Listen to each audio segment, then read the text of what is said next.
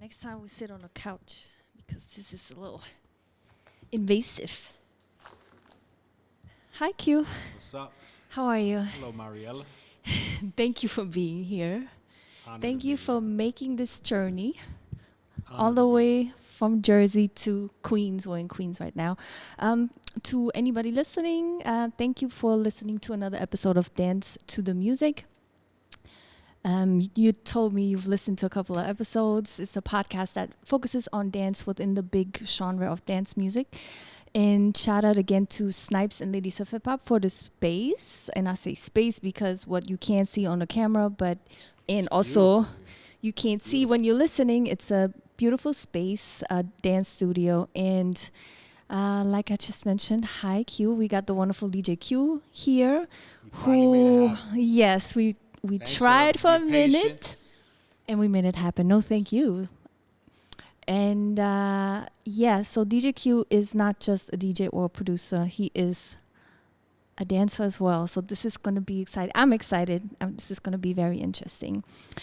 But in the beginning, the only thing I know is you're from Jersey.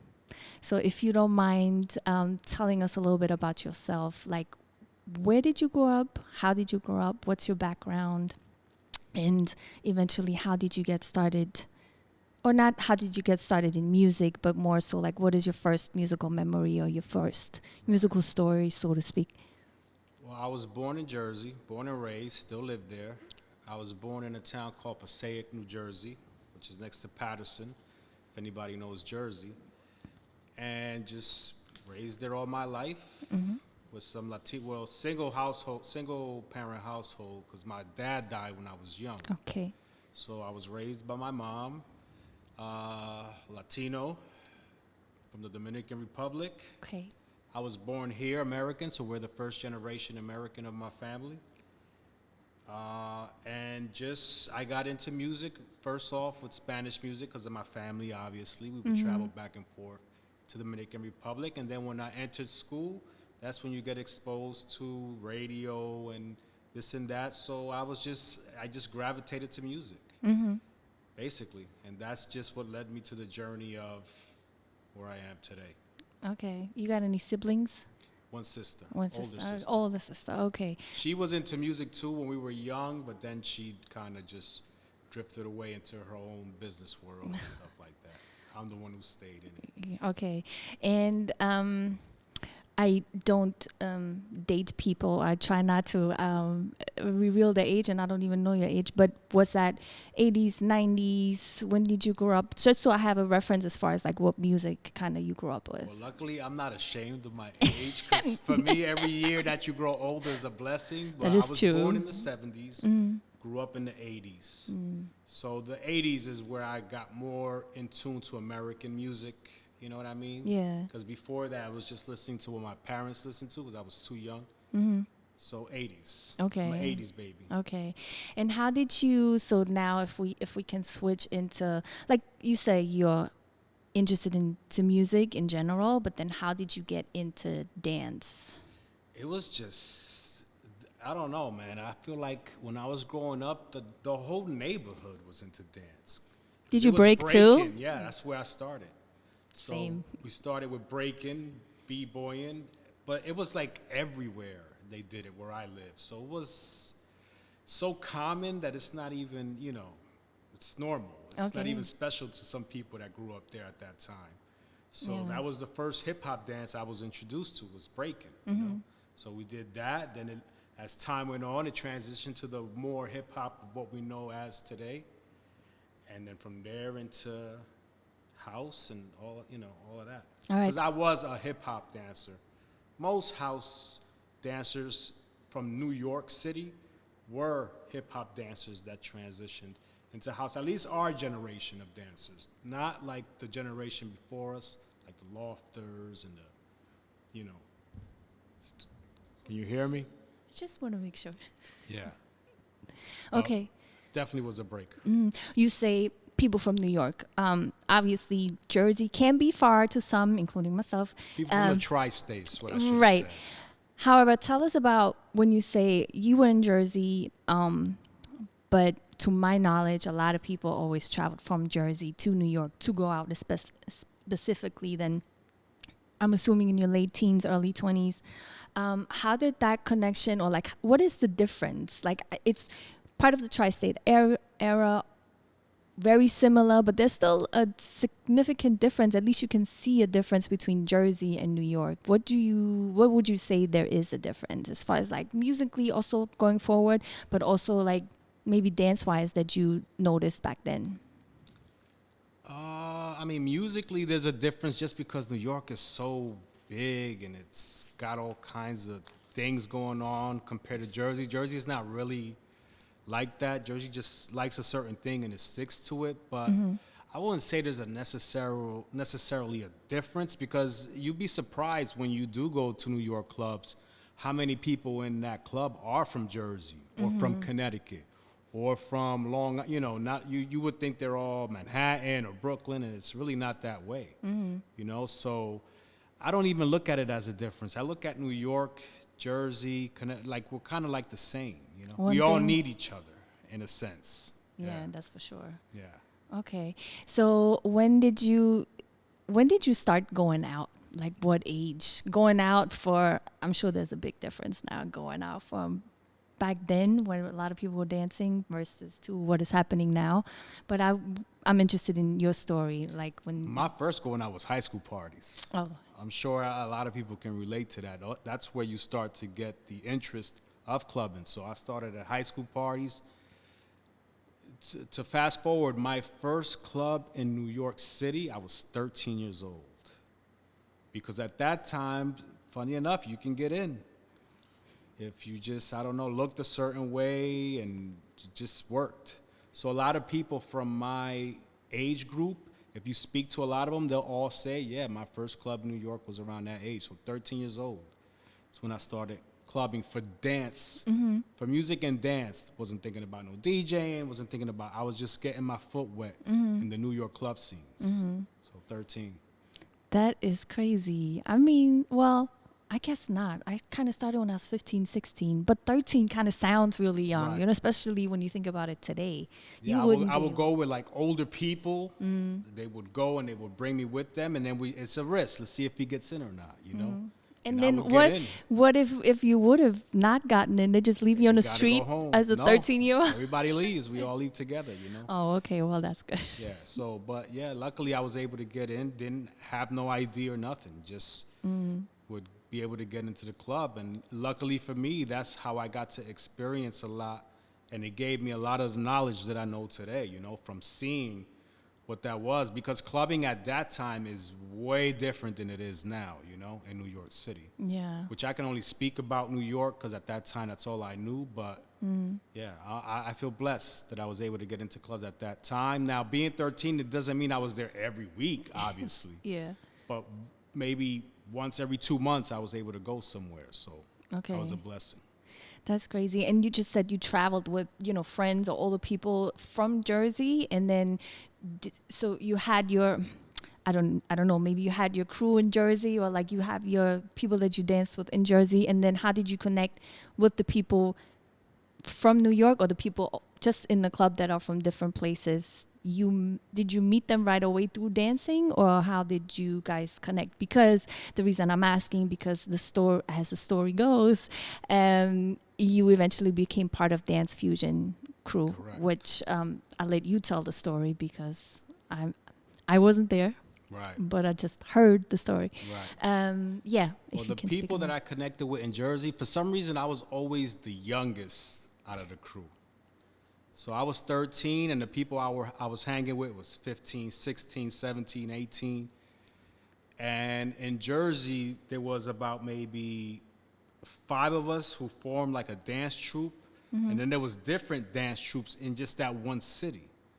And I was the youngest of the dance troupe, so the oldest one was already like going to New York, going to different hip hop clubs. He knew all the styles of New York. He would come back and show us things. So we were just more like a community. We all lived next to each other. Somebody dated someone's sister, and it was just like that. When I started going to New York, that's when I started meeting like a lot of the Dance Fusion members, because you can only find them in New York. None of them was really clubbing in Jersey. Jersey didn't really have clubs like that for dance. So when I started clubbing in New York, I think the first club I went to where I seen not all the Dance Fusion members, but some of them, was probably Kilimanjaro's. I don't know if you ever heard of that place. Yeah. I think there's like a popular dance contest on YouTube. Yes, and I've watched it recently again. That is one of my favorite spots of all time, which is funny. Shout out to Danny Crivet. I was talking to Danny Crivet about how that's one of my favorite spots. Oh, dope. And then he was telling me how he used to do parties there, which I didn't know, because I was going to either the Wild Pitch parties that would be there, or Basil would do something. So that's where I started seeing different people from Dance Fusion. That's the first club where I seen like Shannon, Which Way Sha, Khalif, Ejo, all of them was at Kilimanjaro. Okay. Yeah. Okay, dope. And then as time went on, you keep seeing them in different clubs, and you just get to know them little by little, you know? And what was the moment, or how did, it's not like you meet them and be like, oh, let's all be a crew. Like, how did you guys decide Dance Fusion it? came later, like way by the. I knew them before I was in Dance Fusion, because Dance Fusion originally, if my mind recalls me right, was Sekou, Khalif, and Justice. You know Justice? Yeah, I know Justice. So it was them three who formed Dance Fusion. I remember, because that was at the time that we was all going to Japan. And I think they were going to Japan for a show, so they got together and called themselves Dance Fusion. At that time, I was rolling with Brian Green. And I think as time went on, Sekou and Khalif, they're the ones who started bringing in people who can be in Dance Fusion and who could not. And luckily for me, I got selected, you know? You make it seem got like to do some got shows lucky. with them. And no, they're big inspirations to me, man. Those guys are, really, man. They are. We were dancing in Jersey, but when I went to New York and saw them dance, I was like, all right, see, this is a whole different level now. You got to up your game. Yeah. So, shouts to the Dance Fusion crew. Yeah, I'm still looking for some footage to find Q dancing. I have There all is. the footage. I have it all home. There was Nobody one. has it. There was one on YouTube. Did you take it down?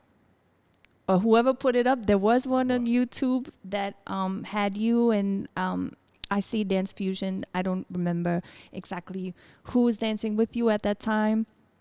But there is a video somewhere floating around on the internet with you dancing. There's like I think maybe it's Central 2 or 3. Park, like kind of summer stage situation. Summer stage for Louis Vega. Yeah. Yeah, Dance so- Fusion did a show with Louis Vega. There's also one, a show in Japan with Brian, me, Joey. Who else? I think there's even one with Shannon was with us. Okay. Selby. I have to do a Yeah. There's deep not dive. too many of me. As far as me, footage that I have them all. And I'm keeping them all. Damn. They're all stored and locked away. Oh, damn. Wow.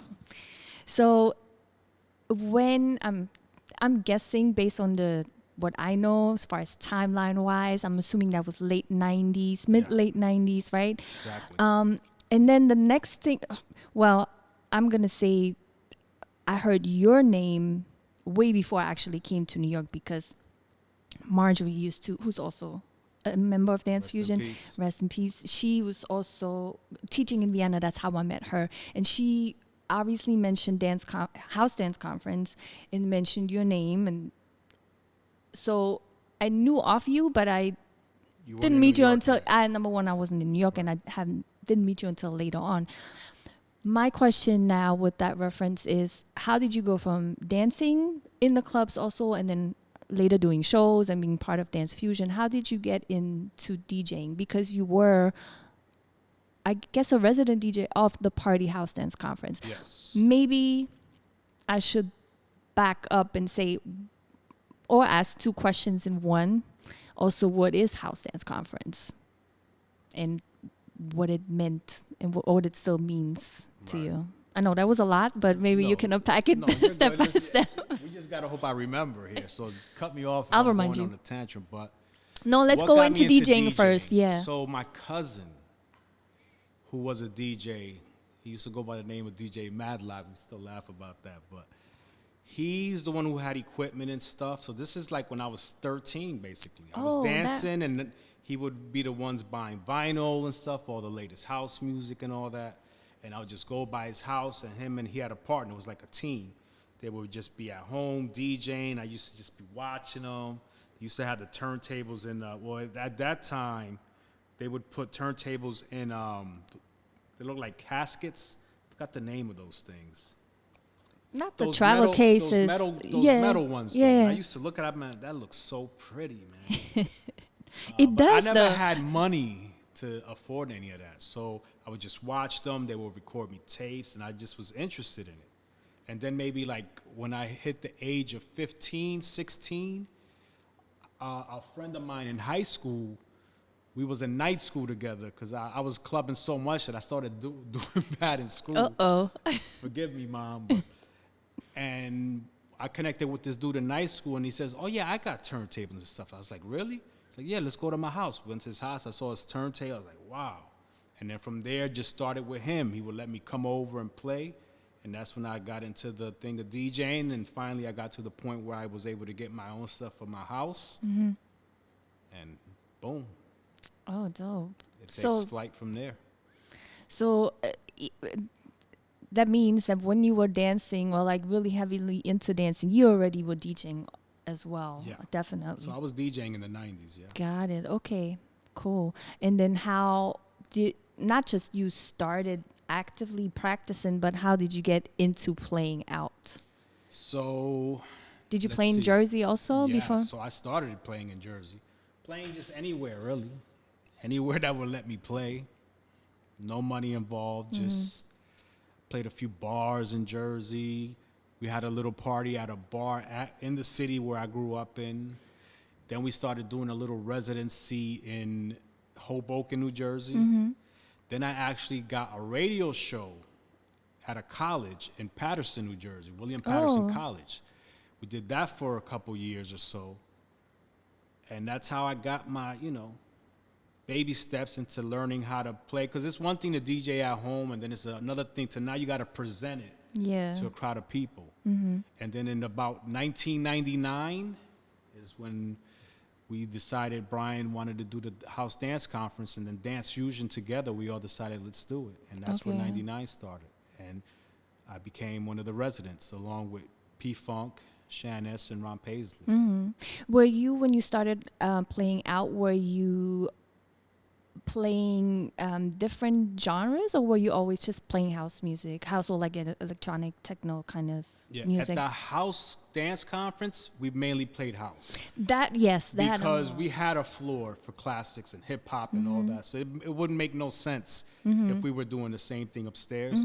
So we stuck to house and some techno in the house room, which the house room would change. One month it'd be upstairs, next month it'd be downstairs, depending on what was going on. Did you ever go to the House Dance Conference? My when first did you one. Come to New York? I moved in 2004. Okay. But I visited in 2002, so I did get to catch a couple on. Yeah, it was, I forgot the name, like Demararis. Planet 28. Yeah. So we did house and techno on the floor we was at. That's what we were known for. Yeah. And that's basically what I played. And when you ask what does the House Dance Conference mean to me, I don't know if people will agree with what I'm about to say, but it's the epitome of what I see going on today. That is the root of what I see going on when it comes to dance contests, and because nobody was doing that at that time. We were the only ones. That party was specifically by the dancers for the dancers. Right. Parties for people to come dance, contests for the dancers. Everything was catered for the dancers. Mm-hmm. So to me, that is what sparked what I see today going on YouTube, obviously. Yeah. Everything I see going on around the world, whether people know it or not, because not everybody knows the history. Yeah. Conference sparked what I see. Okay. Yeah, what I see in dance today. For sure. And I know for sure, like, not just me, but I know a lot of people from everywhere they came to visit. Well, that's what's going to be my next point. Now that I see some videos of the parties back then and I see the faces that were in the crowd, I was like, wow, so they were there. And I didn't even know, I didn't see them. And they're not from New York. And now they got this going and that going. I was like, wow, look at that. Yeah. More confirmation that, the conferences, it sparked something special. Yeah. My question, as far as, again, going back to your DJ journey, was I can imagine that if you play bars or like, local venues kind of thing, you play a certain, maybe more open formatty, if that is even a word, not even open format, but just like can't go like crazy deep, I would assume. But then what I heard you play at House Dance Conference, that is very unique sound, and I know it's very, I don't know, and I don't like to put labels on the sound, but for people to maybe understand, it's very deep, very grimy, very not a lot of vocals. So how did you, if I can say that, develop your sound, or how did you kind of got into that? Well, when I was playing bars and stuff when I started, I really didn't even understand what was, play for the crowd. I was just playing the music I liked, probably doing an opening slot, not even really doing no mainstream set time. So I didn't even have a concept of you're supposed to play this certain way if the crowd looks like this or that. I don't know. I would just play the music I was collecting. And I would say that,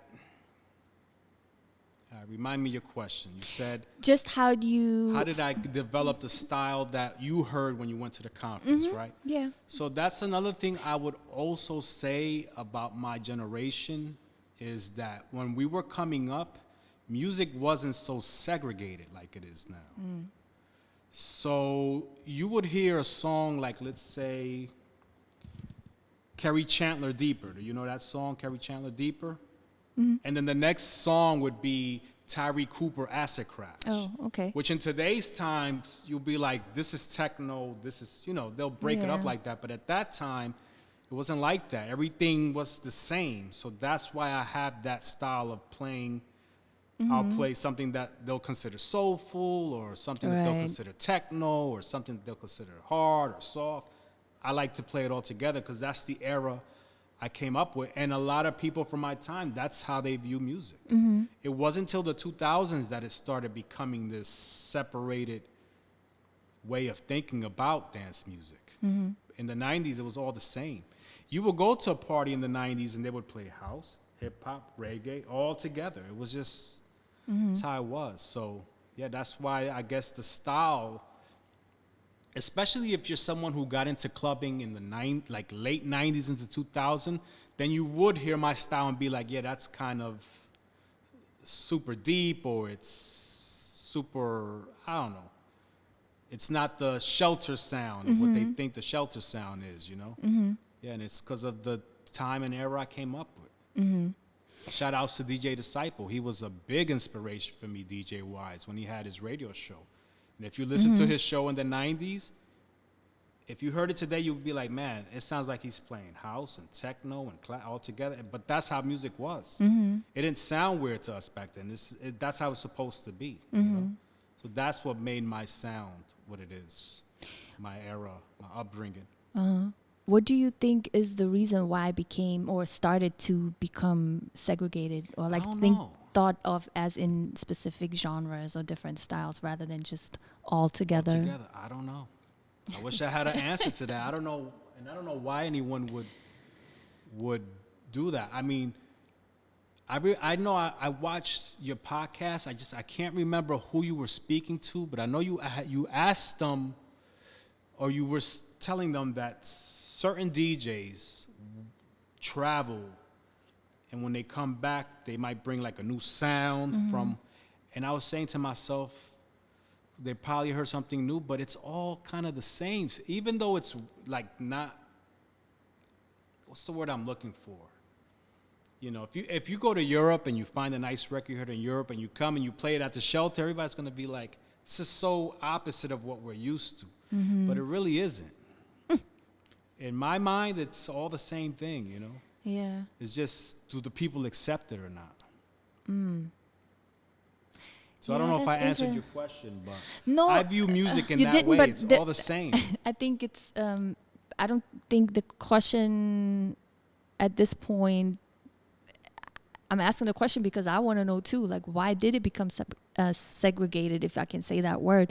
But also not just in music, in dance is the same way. You know, one of my further questions is like, why, you know, why are people not dancing anymore? But that's a whole different topic where I was gonna get into a little bit later.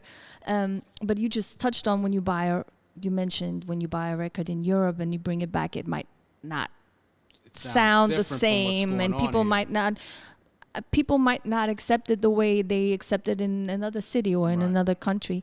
But they also look at it like it's different, and to me, it's not different. I mean, to me, this is probably gonna sound funny, but I didn't even know the genre techno to like maybe the late 90s. I thought techno was house music. I didn't know techno was like when you would say techno, I was thinking like this fast, really Euro sounding music. Yeah. I didn't realize that they were referring to music coming from Detroit, because I always thought that was house music because it sounded the same. Yeah, so that just shows you where my mind is with it, that I didn't even know techno till like the internet came. You know what I mean? I just looked at it as the same music. Yeah. Yeah. But it's also it's also interesting to hear, because then we get into a conversation of what people wrongly think techno originated in Europe, in Germany, rather than in Detroit, where you say, or you were always aware that the music itself, like that's the music from here, right? But because it's maybe some people associate it so much with the European sound that they make it something else, and it's not. But it starts to turn into something that it's not. Exactly. Yeah. But I mean, you got to remember, at that time there was no internet, there was no phones. You're hearing the music the DJ played. You don't know where it's coming from. You don't know who produced it. You just like the sound, and you look at it as all together, you know? Right. So luckily for the internet that it started giving out the information, which is important, you know, give credit where it's due. Right. We need that. But yeah, to me, it's all... It's music. Thing. Yeah, it really is. House music, shelter, soulful music that they call, Detroit techno. To me, it's all... It's the same music in a sense. Yeah. So you basically, there's only two. You got the good music and you got bad music, exactly. right? Okay, that makes sense. Yeah. That makes sense for sure.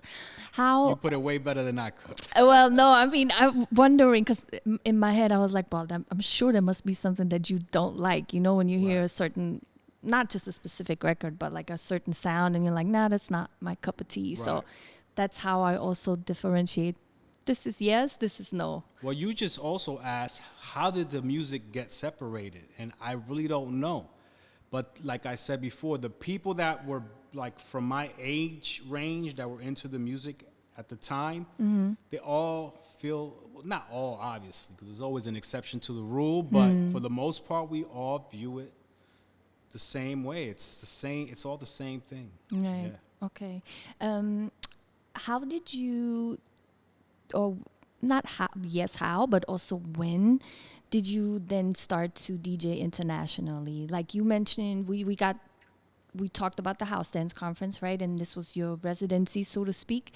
And then I'm assuming you played different other venues in New York, but then how did you get started playing somewhere else outside of New York or New Jersey, and then eventually in other countries?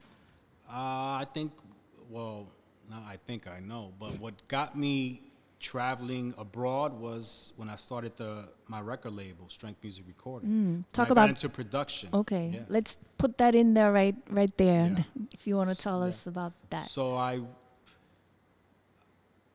wanted to start doing music a while back, but I just couldn't because I didn't have the funds to. But then finally in 2005, I was able to start a record label. And my intentions was to start a record label because at the time, usually you would try to shop your music to a label, whether it's strictly rhythm. But I just knew what I was doing wasn't going to work for them. So I just said, why even bother shopping it around? Just do it yourself. So I started the label in 2005. It took a few years for it to really pick up. So if you look up the label, you'll see different people write that it started in 2008, 2009, because that's when people finally got to hear what I was putting out on the label. But that was my calling card to get, internationally get looked at. And that's what started the So your traveling DJ. You say more so your production got Is what people got- recognized to book you somewhere Right. else. Okay. So being that I was already a DJ, I can be booked, you can actually book me to go play somewhere, because I knew how to DJ before I knew how to make records, so yeah, but it was the records.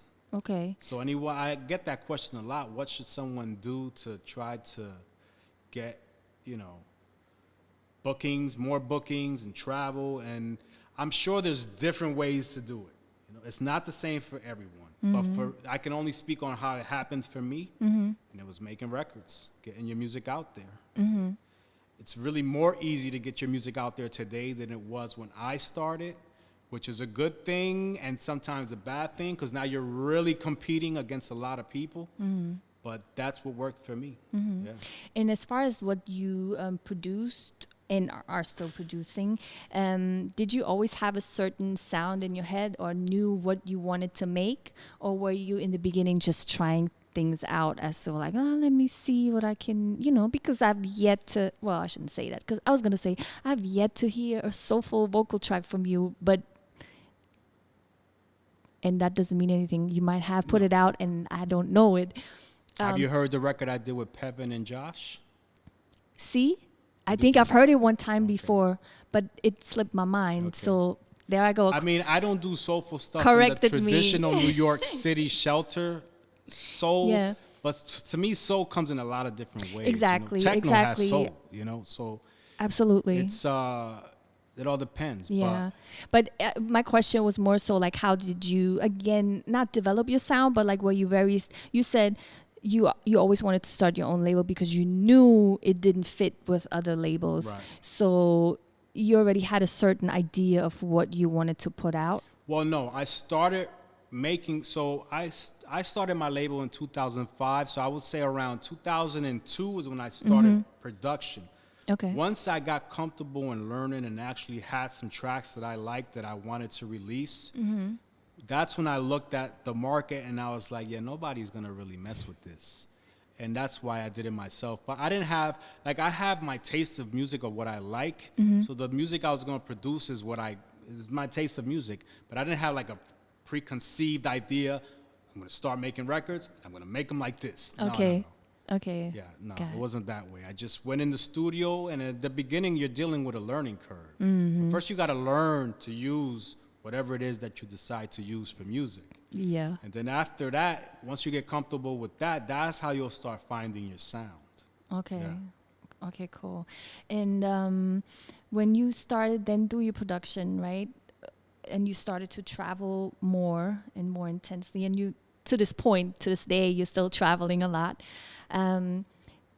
How did your perception change as far as like hearing music in different countries and cities, but also like seeing the dance floor? I'm not saying what was your eye-opening experience, but more so like what kind of differences did you notice compared to New York? Yeah, I mean, the best way I can put it is that every country has its own story. No two countries are alike. So you expect to see where you're from somewhere else, and they have a whole other approach to what it is. But I was able to be put on a lot. I mean, so much. I'm very grateful that I can say I see the world in dance, how it operates now, where before I was traveling, I just knew what was going on in New York, Now, yeah, everybody has their story. The New York story is not the French story. Oh, no. The French story is not the German story. And that's something people got to start to learn, like understand about, If you're a traveling DJ you do your thing, because that's all you can do. You tell your story. But yeah, I'm grateful that I was able to understand that everybody has their truth to the music. Right. Yeah. One thing that I wanted to ask earlier, which I just remembered, even though you your journey of like DJing and dancing kind of simultaneously, right? But I was wondering how your transition mentally or emotionally was from like, okay, I know all this music as a dancer, but now I'm actually playing it, and playing it for dancers. Was there something that specifically like caught your attention and made you aware of things that you weren't aware of when you was just on the dance floor, but now you're actually playing the music for other people? If you remember anything that, things that I oh, it no, just I was mean, so I natural just, to yeah, you that just like, oh, this yeah, is it's just lovely. go do what you do.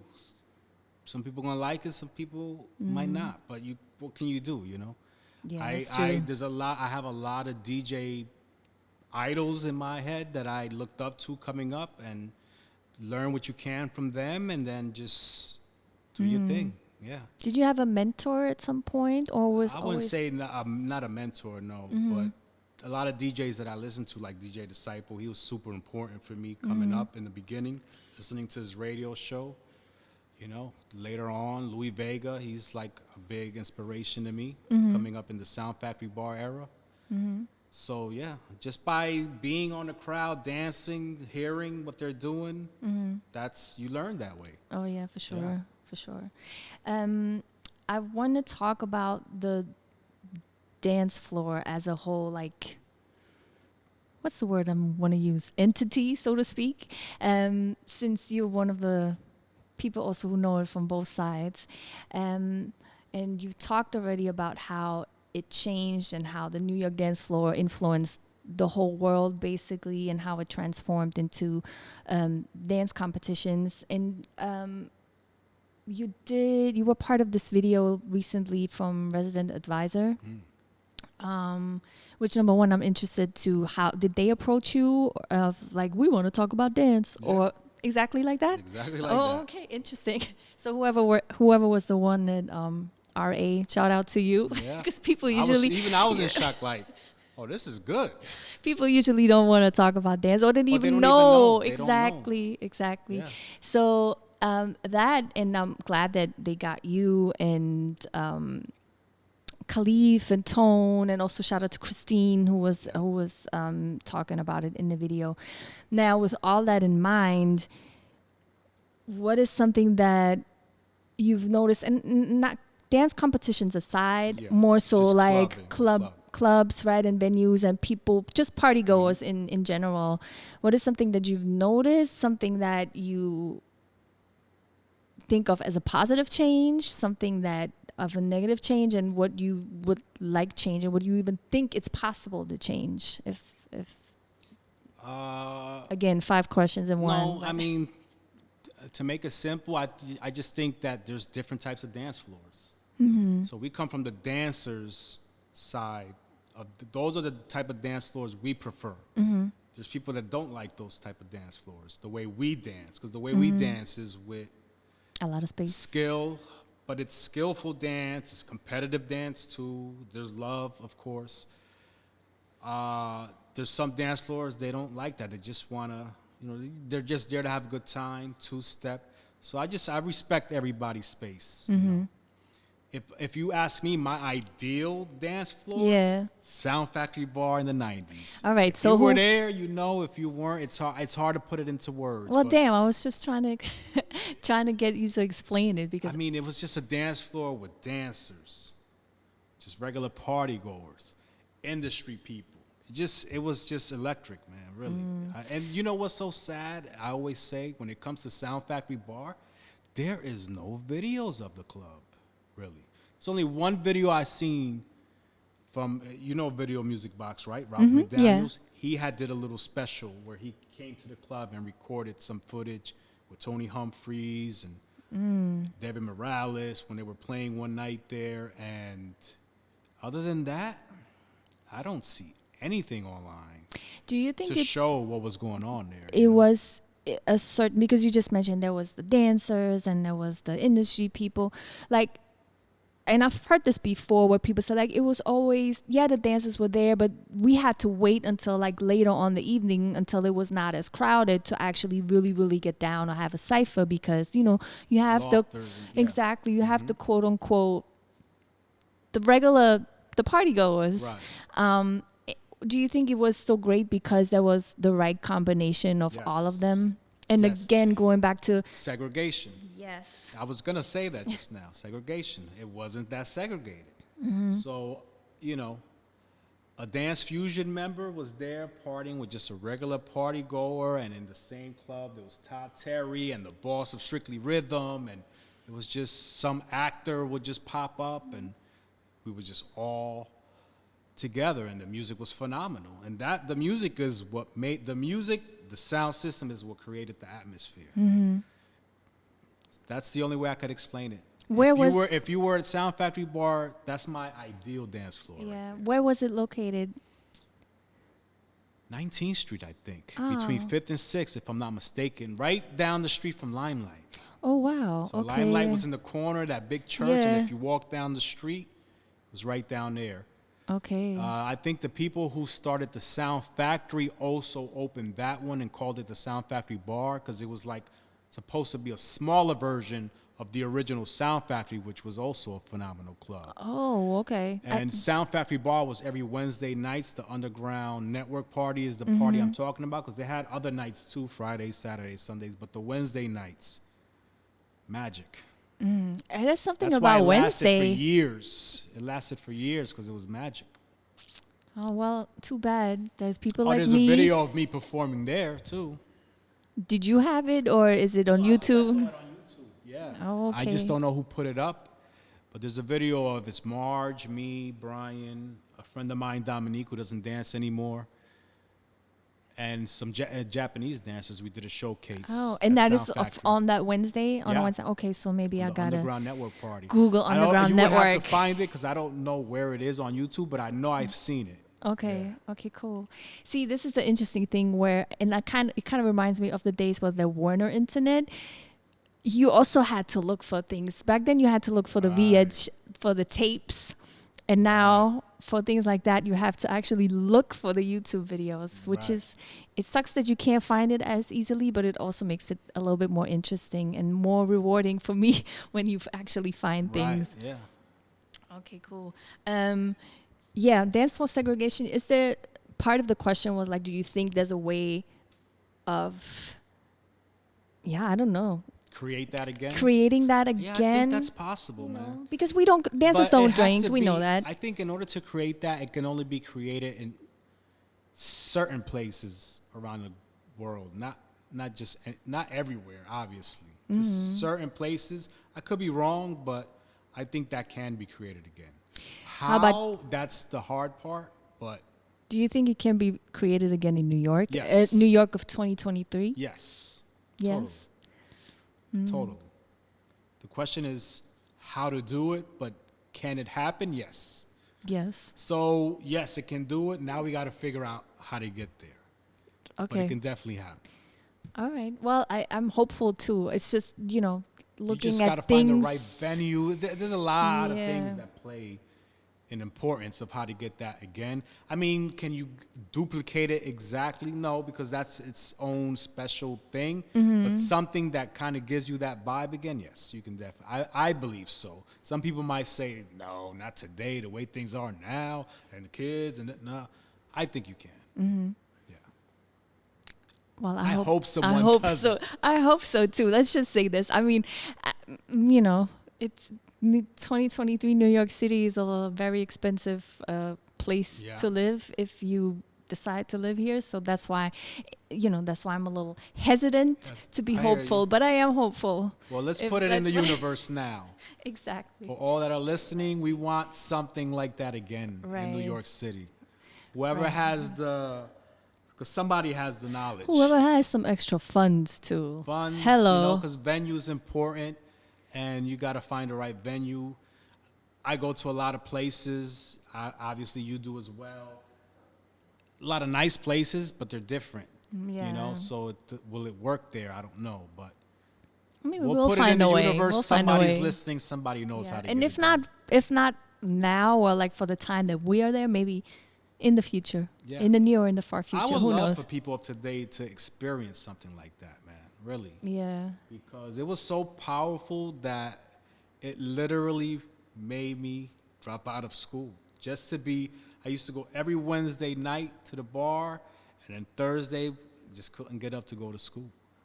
And as time went on, doing that for a week, not that I had bad grades, but you're missing too many days of school, and because of that, you know, you got to go. Whoops. Luckily, it worked out for me because I was able Yeah. to, you know, do what I do today. But that's how special that was. That's crazy. And I would love for people of today to experience something like that, because in the 90s, even today with like a lot of super clubs that are out there, we had all that here. That was all here in the 90s. But yeah, I would love for that to be in 2023, 2024, or 2020, or 2030. Just come back. Just at some Even point. if I can't be there, but somebody make it happen. Okay, cool. As far as the dancing go, you've mentioned it briefly earlier. How do you see it today? Like obviously you tour a lot, you play a lot. Maybe you don't get to see all these dance competitions in person, right? But you see it online. There's millions of videos flowing on Instagram and all these. How does it make you feel when you see this like kind of like competitive dance or performative dance when you were part of kind of like the creation or like what's the right word I'm looking for? Beginning of all the this. beginning of it, yeah. So I can only go by what I see on YouTube, because when I travel, it's not like I get to see a lot of places where the house dance is prevalent. But of what I can see, my initial thought is, wow, look how global this thing became. When this was just something we just did because we loved it, nobody was really, the only people watching you was us watching each other. To see it now, how it expanded, that's incredible. And it makes me also proud to see that, because I'm sure house dancing, let's say in the 90s, was in a lot of places in America, but if you weren't there, you just didn't know what was going on. But when I see like house dancing internationally, it's like, man, New York's influence is humongous. It really is. I mean, Yeah, no, for sure. I can only speak about the NYC influence, but when I see it now, I'm like, man, everywhere you go, it's really the New York style of house dance that's been gravitated to. So that makes me happy. Yeah. As far as the contests and stuff, I'm not there, so I don't know. I think for something like that, I prefer to be there.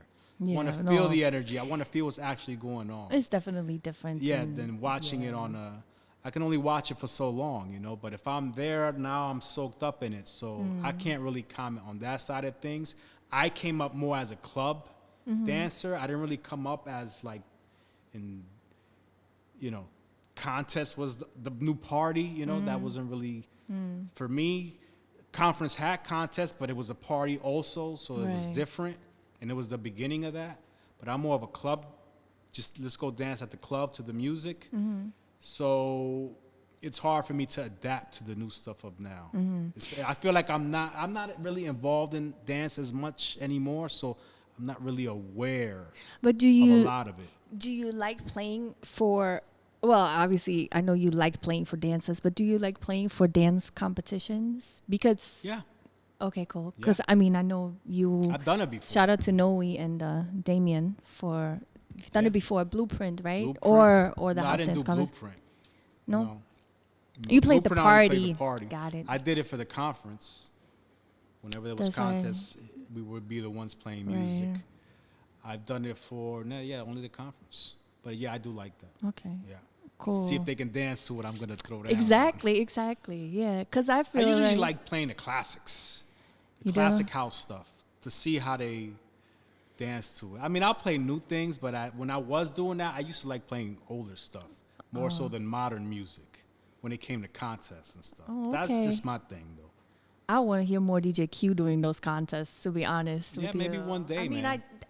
I know people do play it. Certain people do play your tracks, but I want to hear more of it.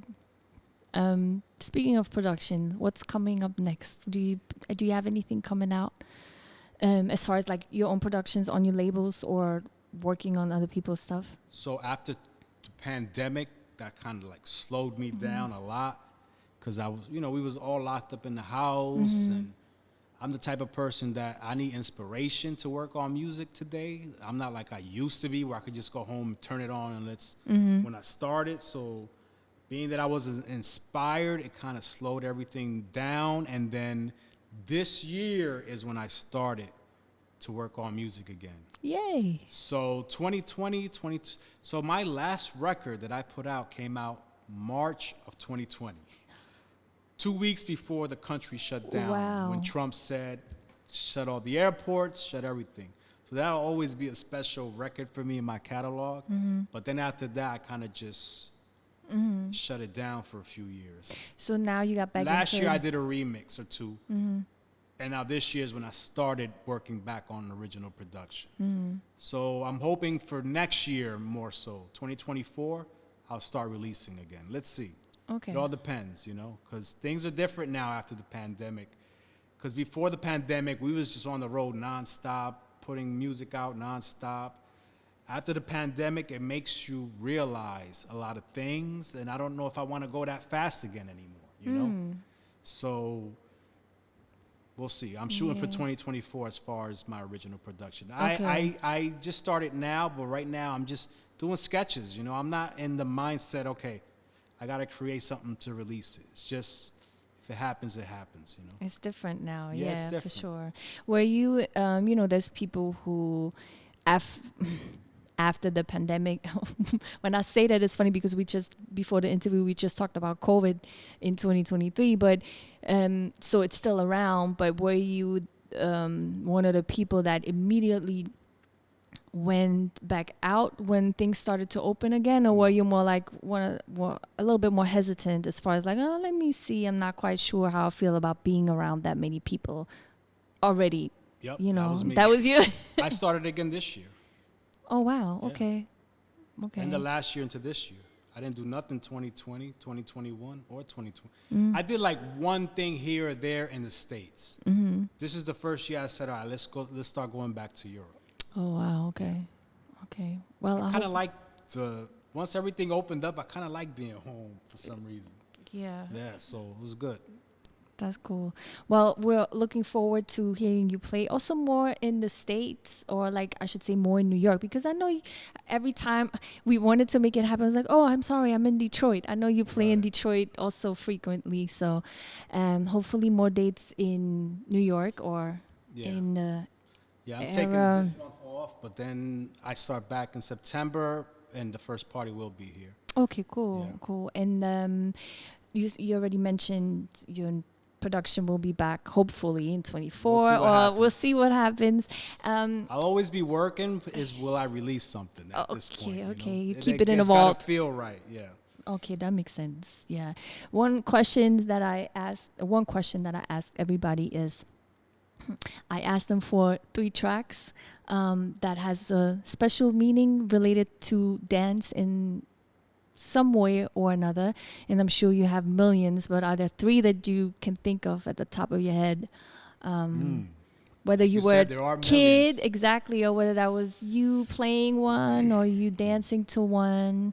If I had to say when I was a kid, like preteen kid, Set It Off by what's his name? Straffi? Something like that. Exactly. I think that is a perfect club record right there. When I was a kid, I loved that. Another special song, Johnny Hammond Gears, Conquistadores Chocolate. You know that one? Yes, I do. That's a special song right there. And number 3, can I give you 4? Yeah, of course. I'm going to break the rules real quick. Stevie Wonder, All I Do. Oh, shit, yeah. As I'm a big Stevie Wonder fan. And sorry, I'm going to have to give you 5. New Eurekan Soul, The Nervous track, and the Bucketheads, Woo. I don't know if you know that one. I don't think I know the Woo. It's actually called Woo. That's really how it's pronounced, but Okay. WHEW, Bucketheads. I'm sure if you hear it, you'll know it. I'm gonna have to do the But Googles those right now. 5 records right there. 5. Okay, now we have to. I might have to start doing 5 now. Now that you broke the rule, but thank 3 you. wasn't enough. That for me. wasn't. No, I hear you. I hear it's very difficult, especially when it's like a. Yeah, but thank you for those 5 suggestions. But also thank you for the whole interview Yes. and for taking I'm the happy time. to be here. Thanks for having me. Thank you. Is there anything that you want to get off your chest that I haven't asked you? I'm sure that we can. There's many things I haven't asked you, but just something that you wish. You want to say? I just want to say, if you're into music, if you're doing music, make sure you do it because you love it. That has to be, especially the music we're into. Live the music and follow me on Instagram. No, I'm just No, exactly. See, that's another thing.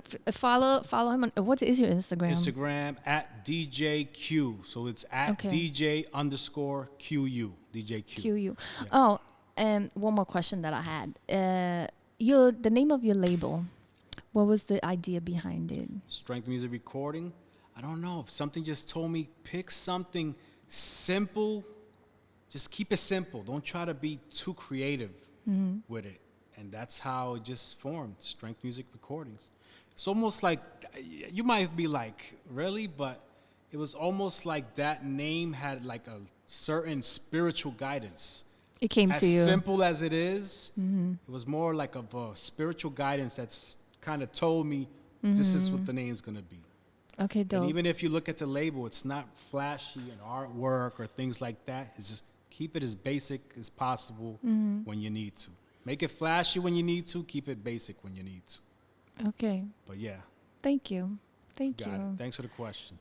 You're very welcome. No, I needed to know. I'm very and like you say, it's not flashy, But it in kind of general, sticks a little bit. but it sticks. But also, like, strength is like, okay, you can see the strength and just like Yes. by the releases itself, just it's there. Because if you look at, I don't want to make this a long story, but if you look at what happened when I started the label and what it took for me to actually start getting my music distributed, then I see how the word strength plays in, because it was not easy. It wasn't like I started the label and I was off to the races. That's why I mentioned before, if you go online, you'll see some people write up, Strength started in 2009 by DJQ, even though it started in 2005. Oh, wow. But in them years, oh man, Headaches. headaches, a lot of spent money trying to get it going, that things weren't working, and then finally, so yeah, you had to be strong to go through that, because I know probably at least 50, 60% of people that went through that would probably be like, yeah, let's call this quits. But I just stayed on it. So when I look back now, I'm like, yeah, that was spiritually given. I know it was. That's Because if dope. it was left up to my own mind, yeah, I would have tried to come up with some crazy code type of, So Yeah. yeah. That's dope. Thank you for clarifying that. I appreciate it. And once again, thank you. And find not just the Instagram. We said that. What's the website? Do you have a website of your label? StrengthMusicRecordings.com. You And can the also Bandcamp? find, StrengthMusicRecordings.com/Bandcamp. You can find the catalog there. Any other places I want to mention? You can also check out the Strength Music Recording YouTube page, where there's a couple of cool dance videos that I think people would like, that I pulled out of the archives and said, let me pull these up. I'm sure you probably seen one of the practice at Faisal's, right? Oh yeah. That's off the Strength Music page. So Oh, dope. all my dancers, check that out. Yeah. You can Cool. also listen to the catalog there on YouTube as well. Okay, no. Yeah. I think that's it. All right. All on Thank my you. part. Thank I'm you, honored thank to you, be thank here. you. No, thank you for having Appreciate it. the time. Good luck with the podcast. Thank you.